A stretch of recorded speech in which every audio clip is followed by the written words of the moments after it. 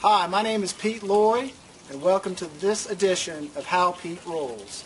Today we're going to talk about hardscaping at a residential remodeling project we're currently doing.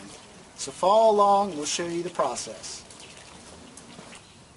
Okay, we're at the main patio area, and I want to point out the product that we use for our pavers. This is limestone. It's about that thick and it's very durable. What I also like about this is it's got a nice rough texture to it. But it's easy on bare feet, but it's also anti-slip. And it's set in joints which are not real hard like regular concrete. This is nice because it allows rainwater, or let's say you're washing off the patio, to go down into these joints and drain. So we've installed this product all over the entire area. We put in brick edging, and it also has a unique engineered drain system which evacuates any surface water to this drain system and takes it out away from the site. So I'm going to speak with Hal, our expert in this application. He's going to show us a little bit more about the product and how it's installed.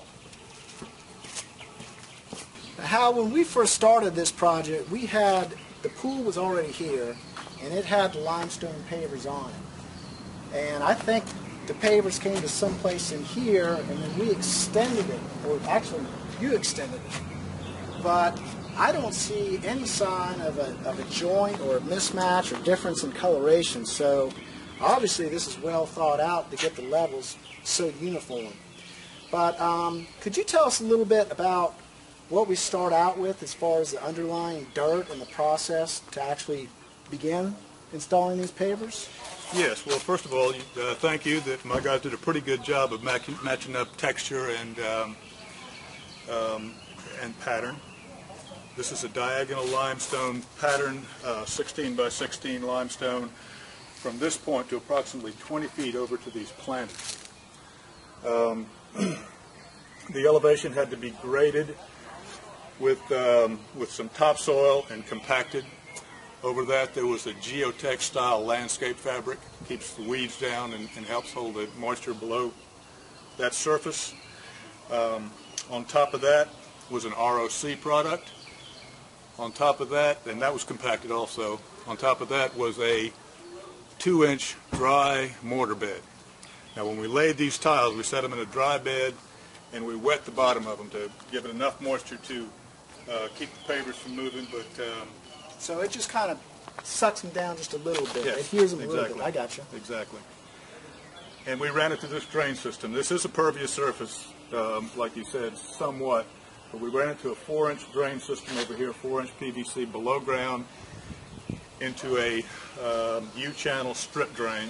Well, I want to talk about that drain system in a moment, but what goes in the cracks between the limestone pavers? Is it just left like this, or is sand brushed in? Okay, so it's left like that. It is. Okay. Well, that's cool. Let's talk about this drain system a little bit. Come over here. As I said earlier, this patio surface is pervious, which will allow rainwater to soak through. But there's still going to be some extra drainage that needs to occur. So Hal and his crew slope this, the pavers down to this drain area. Otherwise, it would stop against this planter wall. Now, let me show you a little bit about the drain system. It's a pre-manufactured trench drain. It's made of plastic. And on top it has this grate that can be inserted. And this is a plastic grate that allows the water to get in, keeps debris out of it, and will still hold up to traffic. It's put in such a way that it's pitched to right here and goes into the drainage system PVC pipe. Hal, I'm guessing it's a little bit tricky, and you really got to pay attention to what you're doing and make sure that the water isn't stagnant in there, that it pitches to this pipe. How do you do that? Well, it is. It is a little tricky. We need the exact elevation from the starting point to roughly 1/8 inch per foot. And you shoot that with a transit? We shoot it with a transit, okay. And we set these drains to the exact elevation and work our pavers to that. Okay, very good. Well, I appreciate your time, Hal.